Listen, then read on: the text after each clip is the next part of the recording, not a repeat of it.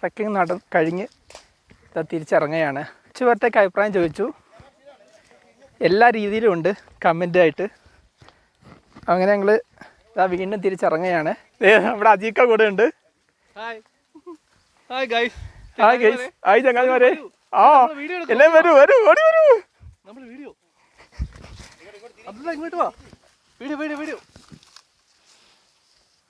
ശരി, ഞങ്ങൾ വാഗമനത്ത് നിന്ന് യാത്ര ചെയ്യുക.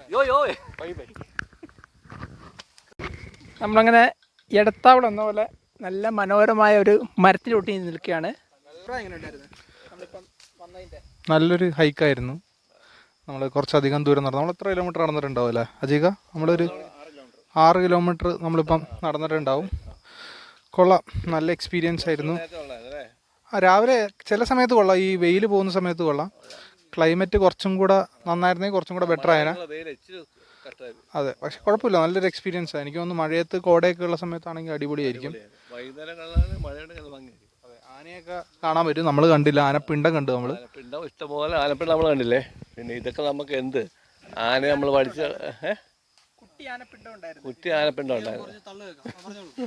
ഇത് അതെ, ഇതൊക്കെ എന്ത് അട്ട ഉണ്ടായിരുന്നോ? അട്ട കുറച്ചുള്ളൂ. ഇതിന് അട്ടയെ ഭയങ്കര പേടിയായിരുന്നു കേട്ടോ. ഇതൊക്കെ എന്ത് അല്ലേ അനീസേ?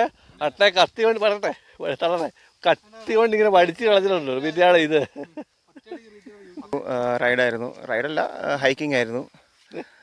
ഏകദേശം നമ്മളൊരു 6 കിലോമീറ്ററോളം നടന്നു. പിന്നെ ഈ പറഞ്ഞ പോലെ ഇച്ചിരി വെയിലായിരുന്നു, അതാണ് ഇച്ചിരി പ്രശ്നം. കാർമേഘമൊക്കെ ഉണ്ടായിരുന്നെങ്കിൽ കുറച്ചുകൂടെ ഒരു സുഖകരമായിരുന്നു യാത്രയൊക്കെ. പിന്നെ ഓവറോൾ അടിപൊളിയായിരുന്നു, കൊള്ളാം. മസ്റ്റ് വിസിറ്റ് പ്ലേസ് ആണ്. അതന്നെ, പറമ്പിക്കുളത്തിലുള്ള അത്ര ഒരു സെറ്റപ്പ് വേറെ ഇവിടെ